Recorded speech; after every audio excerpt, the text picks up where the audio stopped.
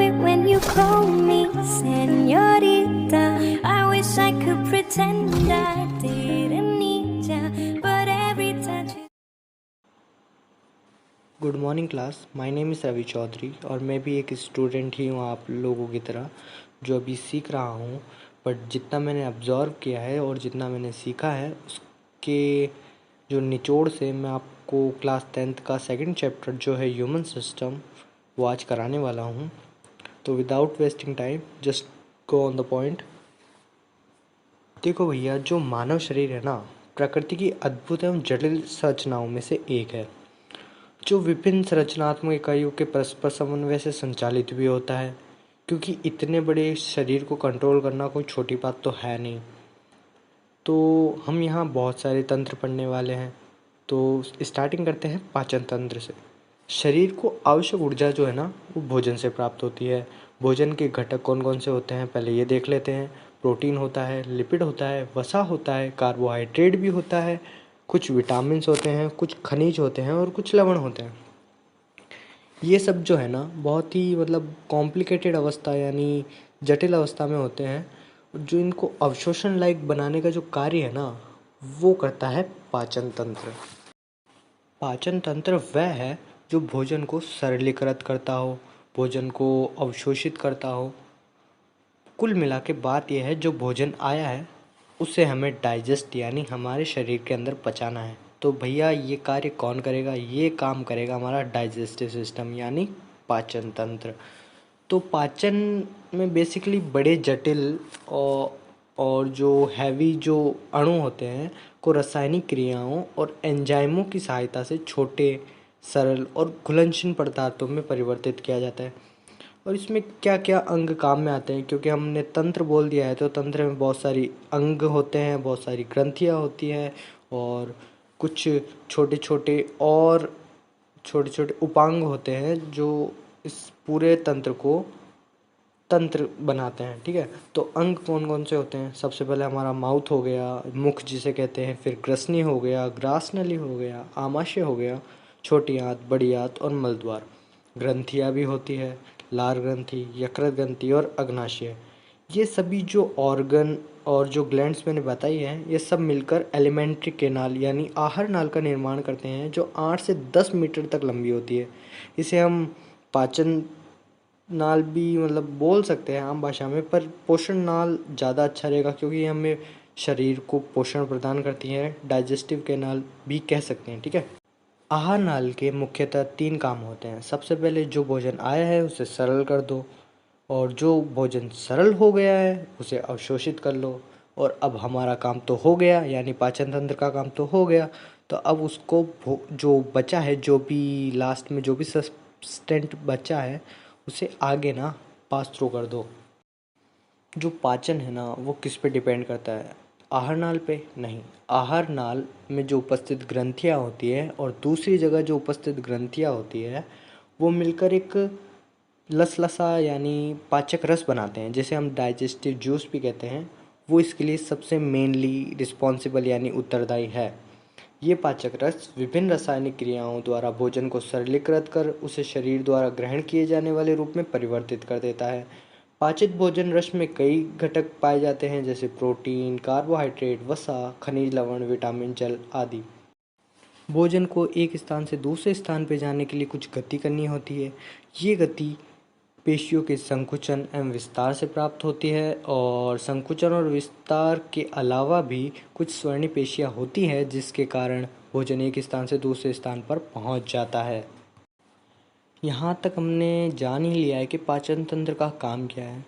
अब हम एक एक करके इसमें प्रयोग में आने वाले अंगों को विस्तार से पढ़ेंगे। पाचन कार्य में प्रयुक्त होने वाले अंग, सबसे पहला है मुख। मुख आहार नाल का अग्रभाग है, जो मुख से प्रारंभ होकर मुख गुहा में खुलता है। ये एक कटोरेनुमा संरचना होती है। गुहा में ही चारों ओर गति कर सकने वाली पेशीय निर्मित जीवा पाई जाती है। जीवा मुख के पृष्ठभाग में आधार तल से फ्रेनुलम लिंगुअम नामक संरचना से जुड़ी होती है। मुंह, ये जो संरचना जो जीवा हम बता रहे हैं, वो मुख गुहा के मध्य भाग तक जाती है। मुख दो मांसल होठों से घिरा होता है जो मुख को खोलने, बंद करने और किसी भोजन को पकड़ने में कार्यरत होते हैं। मुख के ऊपर व नीचे के भाग में एक एक जबड़े में 16-16 दांत होते हैं। सभी दांत जबड़े में पाए जाने वाले एक सांचे में स्थित होते हैं। इस सांचे या संरचना को मसूड़ा कहते हैं। मसूड़ों तथा दांतों की इस स्थिति को ग्रंथदंती कहा जाता है। यानी जो हाफ अर्ध गोला जो बनता है, वो जो संरचना होती है उसे ग्रंथदंती कहते हैं। मानवों में द्विबारदंती व्यवस्था पाई जाती है, यानी 2 बार दांत आते हैं। एक आपको पता है अस्थायी होते हैं और एक स्थायी होते हैं। दांतों के भी 4 प्रकार यहाँ विदित हैं। प्रथम है कृदंत, दूसरा है रदनक, तीसरा है अग्रच्वर्णक और चौथा है च्वर्णक। कृतंक ये सबसे आगे के दांत होते हैं जो कुतरने और काटने में कार्य करते हैं। ये 6 माह की उम्र में ही निकल जाते हैं। रदनक ये दांत भोजन को चीरने फाड़ने का कार्य करते हैं। ये 16 से 20 माह की उम्र में निकलते हैं। ये प्रत्येक जबड़े में 2-2 होते हैं और मांसाहारी पशुओं में ज़्यादा विकसित होते हैं। अग्रच्वर्णक ये भोजन को चबाने में सहायक होते हैं तथा प्रत्येक जबड़े में 4 पाए जाते हैं। 10 से 11 वर्ष की उम्र में पूर्ण रूप से विकसित होते हैं। च्वर्णक ये दंत भी भोजन को चबाने में ही सहायक होते हैं, परंतु जो ये इनकी संख्या है वो 6-6 में विभाजित हो जाती है। प्रथमतः ये 12 से 15 की उम्र में ही निकलते हैं। मुख से आगे हम बढ़ते हैं ग्रसनी, जिसे इंग्लिश में फेरिंग्स कहते हैं। मुख गुहा जीवा व तालू के पिछले भाग में एक छोटी सी कुप्पी नुमा, जिसे फ्लास्क शेप डिप कहते हैं, ग्रसनी से जुड़ी होती है। ग्रसनी से होकर भोजन आहार नालिका में प्रवेश करता है और ग्रसनी ये सुनिश्चित करती है कि भोजन ग्रासनाल और श्वासनाल में ही जाए। ग्रसनी के भी 3 भाग होते हैं। प्रथम नासाग्रसनी, जिसे इंग्लिश में नेसोफेरिंग्स, मुख ग्रसनी और ओरोफेरिंग्स। तीसरा है कंठग्रसनी या अधोग्रसनी, जिसे लैरिंगोफेरिंग्स या हाइपोफेरिंग्स भी कहते हैं।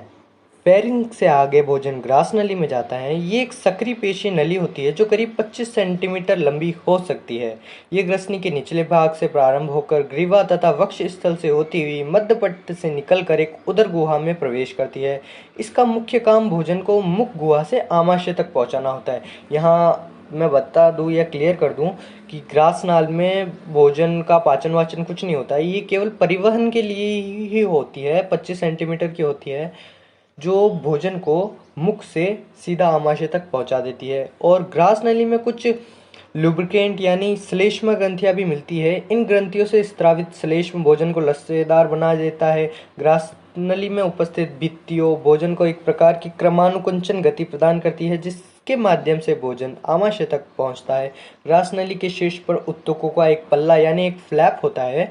ये फ्लैप घाटी ढक्कन या एपिग्लोटिस कहलाता है। भोजन निकलने के दौरान पल्ला बंद हो जाता है तथा भोजन को श्वास नली में प्रवेश करने से रोक देता है। इसी के कारण हमें ये कहा जाता है कि भोजन करते समय बात नहीं करना चाहिए, क्योंकि उस समय ये फ्लैप कंफ्यूज हो जाता है कि क्योंकि हम सबको पता है हम जब बात करते हैं तो वह वायु के द्वारा ही करते हैं। हमारे शरीर से वायु बाहर आती है, तो ये सुनिश्चित कर देता है कि अगर वायु बाहर जा रही है तो इसे बंद होना है और भोजन अंदर जा रहा है तो इसे खुलना है। इसलिए हमें ये सलाह दी जाती है कि भोजन करते समय हमें बात नहीं करनी चाहिए। और इससे आगे बढ़कर भोजन जाता है आमाशय में। आहार नाल का ग्रास नली से आगे का भाग आमाशय है। ये एक अंग्रेजी के जे आकार की संरचना जैसा होता है। ग्रास नली व ग्रहणी के मध्यस्थ उदर गुहा के बाएं हिस्से तथा मध्यपट के पीछे स्थित होता है। ये एक लचीला अंग है जो 1 से 3 लीटर तक आहार धारित कर लेता है। अब आप ये सोच रहे होंगे कि भाई साहब 1 से 3 लीटर क्यों, हम तो किलो में खाते हैं। तो मैं आपको बता दूं, जब भोजन मुंह में जाता है तो वहाँ श्लेष्मा ग्रंथियाँ पाई जाती है, ग्रास नली में पाई जाती है और कुछ रासायनिक रस होते हैं जो इसे लिक्विड फॉर्म में ट्रांसफ़र कर देते हैं, यानी इसे तरलीय बना देते हैं। इसलिए यहाँ की इसकी कैपेसिटी होती है वो 1 से 3 लीटर नापी गई है। और आपको बता दूँ आयतन हमेशा लीटर में ही मापा जाता है। तो आमाशय को भी आगे चलकर 3 भागों में बांट दिया जाता है, कार्डियक, जठर निर्गमी भाग और फंडिस। कार्डियक ये बाया बड़ा भाग है जहाँ से ग्रसिका आमाशय में प्रविष्ट होती है, और दूसरा भाग है फंडिस जो इनके मध्य में स्थित होता है। ये उपरोक्त वर्णित दोनों भागों के मध्य की संरचना है। जठर निर्गमी भाग सबसे आखिर वाला भाग है आमाशय का। ये छोटा होता है और आमाशय को छोटी आंत से जोड़ता है। आमाशय में दो अवरोधनी होती है, यानी दो अवरोध होते हैं जिसकी सहायता से ग्रास नली से आया हुआ भोजन वापस ना जा सके और छोटी आंत में गया हुआ भोजन आमाशय में वापस ना आ सके। अब आगे हम बात कर लेते हैं छोटी आंत की। छोटी आंत का पाचन तंत्र में एक अत्यंत महत्वपूर्ण अंग है जो आमाशय के जठर निर्गमी यानी पायलोरिक भाग से शुरू होकर बड़ी आंत पर पूर्ण होती है। मानव में इसकी औसत लंबाई 7 मीटर होती है और कुछ वैज्ञानिकों का मत है ये 8 मीटर होती है, परंतु हमारी आरबीएससी की बुक में इसकी औसत लंबाई 7 मीटर दी गई है, तो हम उसी पर सुनिश्चित होते हैं। आहार नाल के इस अंग द्वारा ही भोजन का सर्वाधिक पाचन और अवशोषण होता है। छोटी आंत को 3 भागों में विभक्त किया गया है जो निम्नलिखित है: ग्रहणी, अग्रशुद्रांत, शुद्रांत। ग्रहणी आमाशय से जुड़ा हुआ ये छोटी आंत का पहला तथा सबसे छोटा भाग है जो भोजन के रासायनिक पाचन में सबसे महत्वपूर्ण भूमिका निभाता है। ये एंजाइमों द्वारा भोजन का पाचन करता है। और दूसरा सबसे महत्वपूर्ण भाग है अग्रशुद्रांत। ये छोटी आंत का मध्य भाग होता है। यहाँ ग्रहणी में पाचित आहार रस का अवशोषण किया जाता है। मुख्यतः अवशोषण का कार्य विशेष प्रकार की कोशिकाएं जिन्हें आंत्र कोशिका या इंट्रोसाइट कहा जाता है के द्वारा संपादित होता है। शुद्रांत इलियम ये छोटी आंत का अंतिम भाग है जो बड़ी आंत में खुलता है। ये भाग उन पोषक तत्वों विशेष रूप से पित्त लवण, बाइल सॉल्ट जिसे हम इंग्लिश में कहते हैं, विटामिन का अवशोषण करता है जो अग्रशुद्रांत में अवशोषित नहीं हो पाता है। तो यहाँ तक तो छोटी आंत की बात हो गई। अब हम बात करते हैं बड़ी आंत की। शुद्रांत आगे बड़ी आंत से जुड़ा होता है। यहाँ एक विशेष जीवाणु पाए जाते हैं। ये जीवाणु छोटी आंत से बचे हुए अपाचित भोजन को किण्वन क्रिया फर्मेंटेशन द्वारा सरलीकृत कर भोजन के पाचन में मदद करता है। बड़ी आंत का मुख्य कार्य जल व खनिज लवणों का अवशोषण तथा अपाचित भोजन का मल द्वार से उत्सर्जित करना होता है। मनुष्यों में बड़ी आंत को 3 भागों में विभक्त किया गया है क्योंकि बड़ी आंत के 3 भाग निम्नलिखित है। एक तो अंधनाल, बृहदांत्र और मलाशय। अंधनाल ये भाग शुद्रांत से जुड़ा होता है। जो छोटी आंत का जो हमने अंतिम भाग पढ़ा था ना, वो इसी से जुड़ा होता है। ये भाग शुद्धांत से जुड़ा होने के कारण पाचित आहार रस का अवशोषण करता है। शेष बचे अपशिष्ट को आगे बृहदांत में पहुंचा दिया जाता है। अंधनाल के प्रथम भाग को जो शुद्रांत से जुड़ा होता है से थोड़ा नीचे भीतर की ओर 4-5 लंबा नली आकार का अंग निकलना रहता है जिसे कृमि रूप या पेरिशिका कहते हैं, जिसे ही वर्मीफॉर्म अपेंडिक्स कहते हैं। आपने सुना होगा अपेंडिक्स का ऑपरेशन होता है। ये अवशेषांगी है मानव का, इसमें कोई कार्य नहीं है।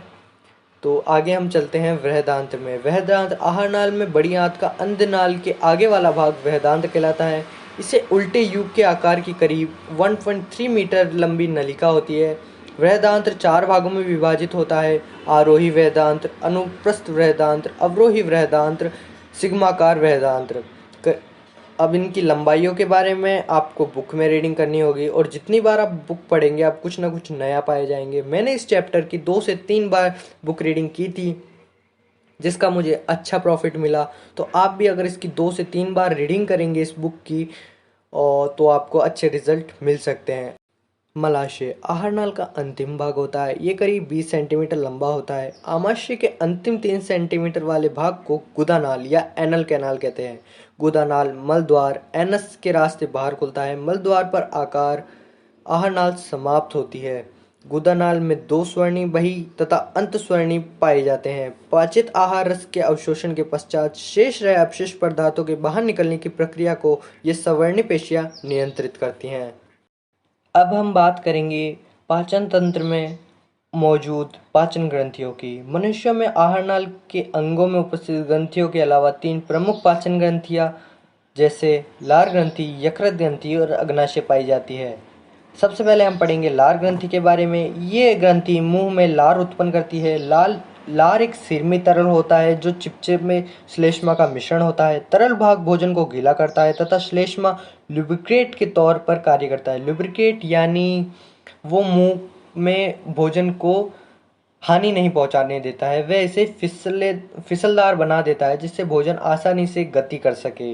लार का मुख्य कार्य भोजन में उपस्थित स्टार्च को मुख में पाचन करना शुरू हो जाता है। हमारी ये गलतफहमी है कि भोजन पेट में जाकर यानी हमारे आमाशय में जाकर पचता है, लेकिन इसकी शुरुआत तो हमारे मुख में ही हो जाती है। लार का प्रमुख कार्य भोजन को चिकना व घुलनशील बनाना, दांतों तथा मुख ग्रीवा व जीभ की सफाई करना। लार ग्रंथि 3 प्रकार की होती है, कर्णपूर्व ग्रंथि, अधोजंब और अधोजीवा।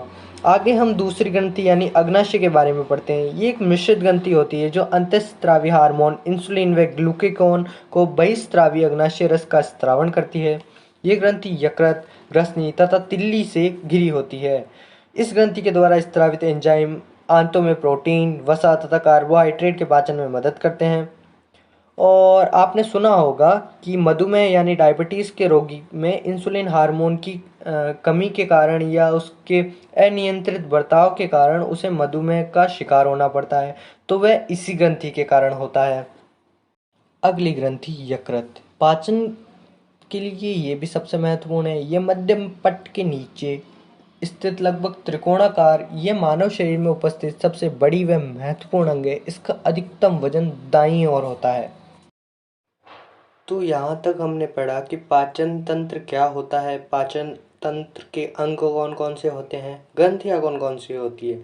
तो आगे हम पढ़ेंगे भोजन का पाचन यानी उसकी क्रियाविधि।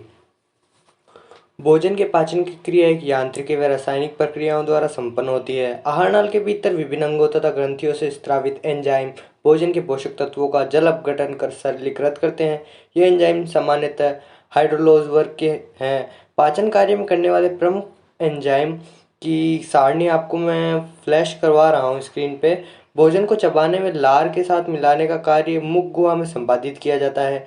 लार का श्लेष्म भोजन के कणों को चिपकना कर उन्हें चिपकाने में मदद करता है। भोजन अब बॉल्स के रूप में यानी क्रमानुकुंचन गति करता हुआ ग्रसिका तथा ग्रसिका से आमाशय में पहुंचता है। आमाशय में भोजन के प्रवेश को जठर ग्रसिका अवरोधनी नियंत्रित करती है, जैसा कि मैंने आपको अवरोध के टाइम बताया भी था। लार में उपस्थित एंजाइम टाइलिन, एमाइलेज मुख गुहा में ही कार्बोहाइड्रेट का जल अपघटन शुरू कर देते हैं। यहाँ करीब 30% स्टार्च को माल्टोज में अपघटित कर दिया जाता है। आमाशय के 3 प्रकार के स्त्राव म्यूकस, प्रोएंजाइम, पेप्सिनोजन, हाइड्रोक्लोरिक अम्ल पाए जाते हैं। म्यूकस श्लेष्मा ग्रीवा कोशिकाओं द्वारा स्त्रावित किया जाता है। प्रोएमाइलेज पेप्सिनोज हाइड्रोक्सिल अम्ल द्वारा तैयार अम्लीय वातावरण के सक्रिय एंजाइम पेप्सिन में परिवर्तित हो जाता है तथा भोजन में उपस्थित प्रोटीन का अपघटन कर देता है। नवजात शिशुओं में पेप्सिन के साथ जठर रस में रेनिन नामक एंजाइम भी पाया जाता है।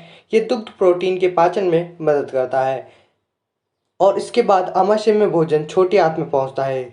सर्वाधिक पाचन क्रिया ग्रहणी में संपन्न होती है, जो आमाशय का प्रथम भाग है। यहाँ विभिन्न नलिकाओं द्वारा अग्नाशय रस, पित्तलवण, आंत रस छोड़े जाते हैं। इन रसों में एंजाइम होते हैं जो भोजन में उपस्थित विभिन्न पोषक तत्वों का पाचन करते हैं।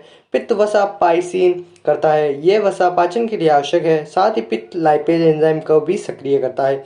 गृहिणी में सरलीकृत भोजन छोटी आंत के अग्र शुद्रांत तथा शुद्रांत भाग में अवशोषित किए जाते हैं। अवशेषित पदार्थों को विभिन्न कोशिकाओं की सहायता से रक्त में पहुंचाया जाता है।